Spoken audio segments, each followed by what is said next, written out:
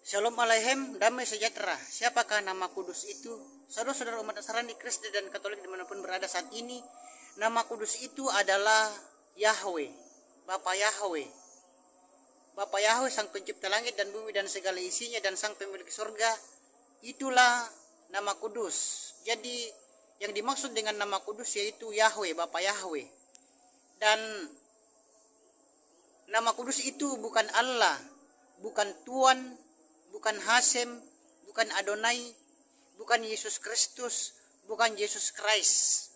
Tetapi nama kudus itu adalah Yahweh, Bapa Yahweh, di mana Bapa Yahweh itu adalah Yeshua Masya sendiri, dan Yeshua Masya itu adalah Bapa Yahweh sendiri, dan Bapa Yahweh dan Yeshua Masya itu adalah satu pribadi yang tidak bisa dipisahkan antara keduanya. Dan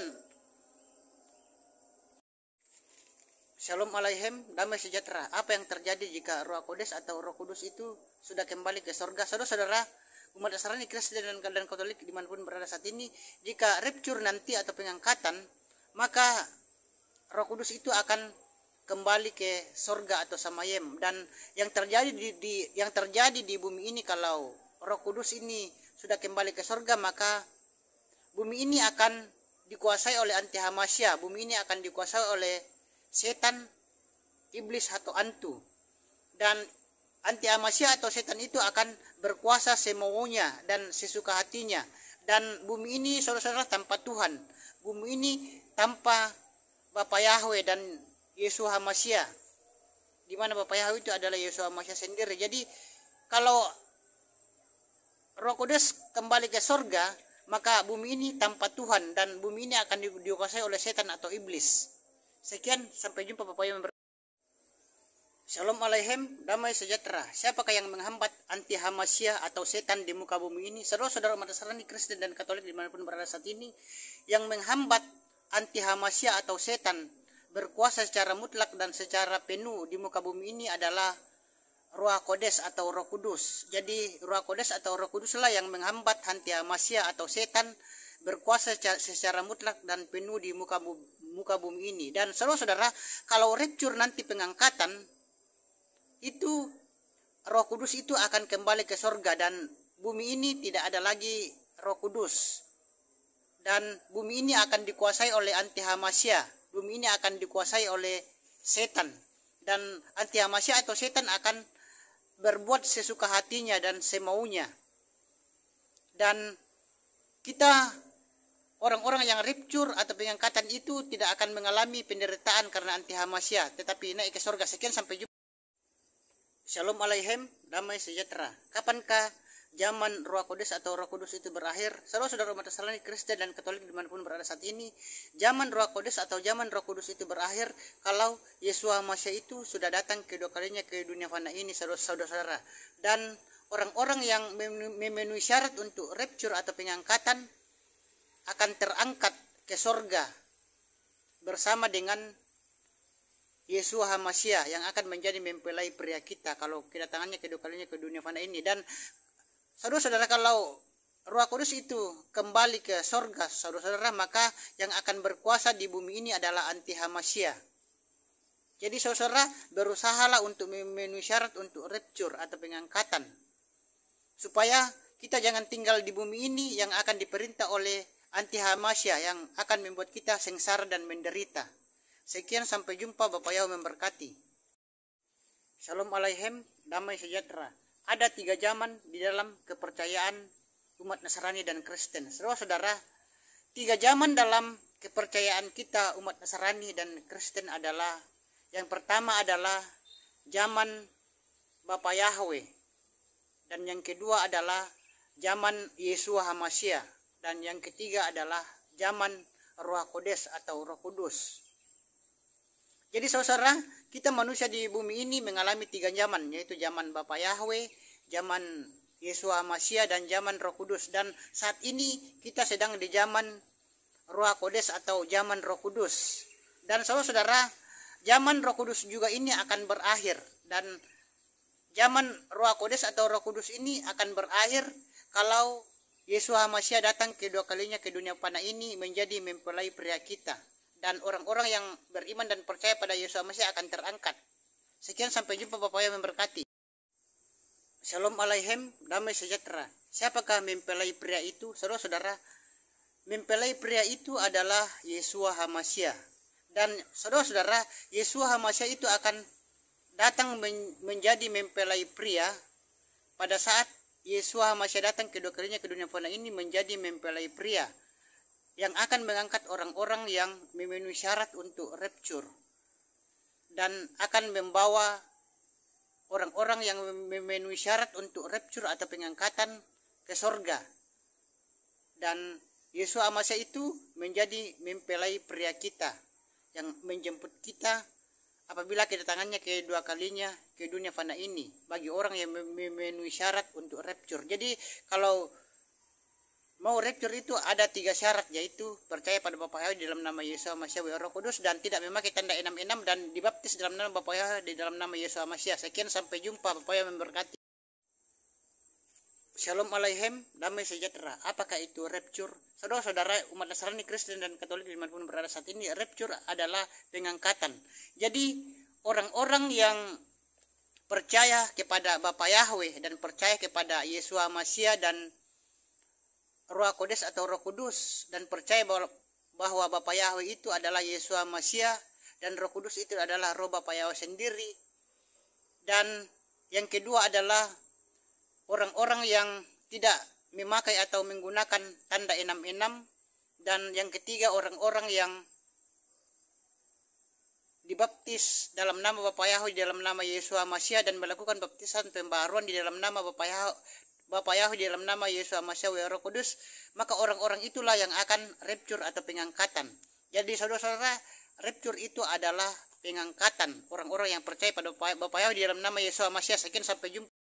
Shalom alaihim, damai sejahtera. Penyebab Yesus Mashiach disalib. Saudara-saudara umat Nasrani, Kristen, dan Katolik dimanapun berada saat ini, penyebab utama Yesus Mashiach disalib itu bukan karena orang-orang Farisi dan ahli-ahli Taurat itu merasa disaingi oleh Yesus Mashiach, atau bukan karena ahli-ahli Taurat dan orang-orang Farisi itu merasa iri hati, dengki, dan cemburu kepada Yesus Mashiach. Tidak, saudara-saudara, itu bukan alasan Yesus Mashiach disalib. Tetapi alasan Yesus Mashiach disalib itu karena Yesus Mashiach menyamakan dirinya dengan Yahweh. Yesus Mashiach menyamakan dirinya dengan Sang Pencipta langit dan bumi dan segala isinya, dan Sang Pemilik surga, yaitu Yahweh. Itulah alasan Yesus Mashiach disalib. Dan saudara-saudara, Yesus Mashiach itu adalah Bapa Yahweh sendiri yang telah turun ke dunia menjadi manusia. Sekian, sampai jumpa. Shalom alaihim, damai sejahtera. Apakah Yahweh itu, Bapa Yahweh itu berwujud fisik? Saudara-saudara dimanapun berada saat ini, Bapa Yahweh itu tidak berwujud fisik, saudara-saudara, dan wujud Tuhan itu tidak ada manusia pun yang tahu.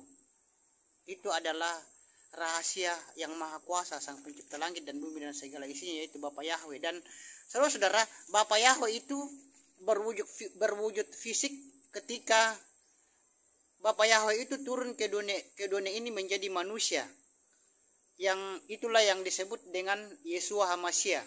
Dan saudara-saudara, Yesus Mashiach itu adalah Bapa Yahweh sendiri. Dan itulah sebabnya saudara-saudara, Yesus Mashiach berkata, aku dan Bapa itu satu. Dan Yesus juga berkata bahwa kamu akan mati dalam dosa-dosamu kalau kamu tidak percaya bahwa akulah Dia. Jadi saudara-saudara, Bapa Yahweh dan Yesus Mashiach itu adalah satu pribadi. Sekian, sampai jumpa. Bapa Yahweh memberkati. Shalom alaihim, damai sejahtera. Contoh daripada iman. Saudara-saudara, saya sudah menjelaskan tentang iman, yaitu iman adalah dasar dari perkara yang diharapkan dan bukti dari hal-hal yang tidak kelihatan. Jadi iman itu, saudara-saudara, yaitu meyakini atau mempercayai sesuatu yang belum pernah dilihat. Dan contohnya adalah ketika kita berbicara tentang hukum loa, itu berbicara tentang iman juga, yaitu seseorang yang mengimani, aku punya rumah, padahal apakah sudah mendapatkannya secara fisik? Belum, saudara-saudara, belum mendapatkan rumah itu secara fisik, namun mengimani sudah punya rumah, tetapi belum mendapatkannya secara fisik. Itu namanya salah satu contoh daripada iman. Jadi iman, saudara-saudara, kita harus meyakini atau mempercayai sesuatu yang belum pernah dilihat. Itu yang disebut dengan iman. Dan orang yang belum pernah melihat Tuhan Bapa Yahweh di mana Bapa Yahweh itu adalah Yesus Mesias sendiri, namun percaya, itu yang disebut iman. Sekian.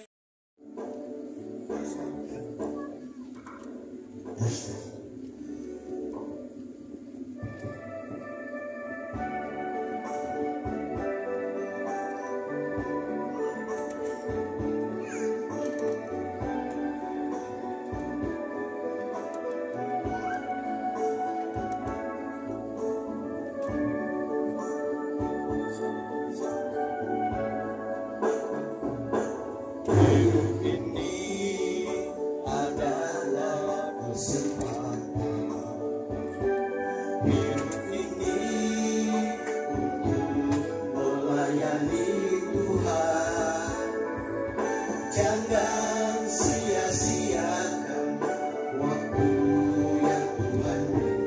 Hidup ini hanya sementara.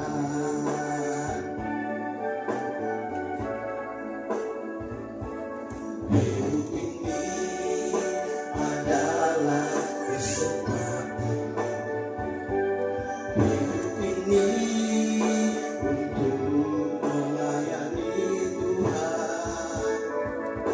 jangan sia-siakan waktu yang Tuhan beri.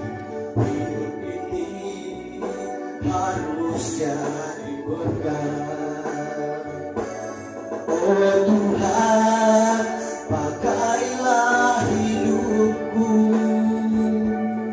selagi aku masih kuat. Bila saatnya nanti ku tak berdaya lagi, hidup ini sudah jadi berkah.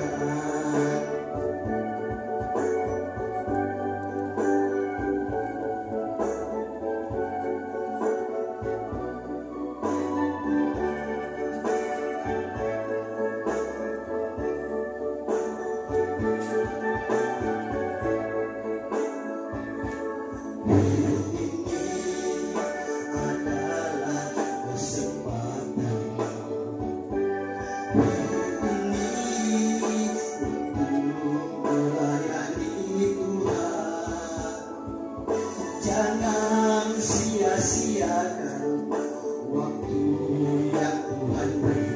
Hidup ini harus jadi berkah. Oh Tuhan, pakailah hidupku selagi aku masih kuat. Bila saatnya nanti ku tak berdaya lagi, hidup ini sudah jadi berkah. Oh Tuhan, pakailah hidupku selagi aku masih kuat. Bila saatnya nanti ku tak berdaya lagi, hidup ini sudah jadi berkah. Bila saatnya nanti ku tak berdaya lagi, hidup ini sudah jadi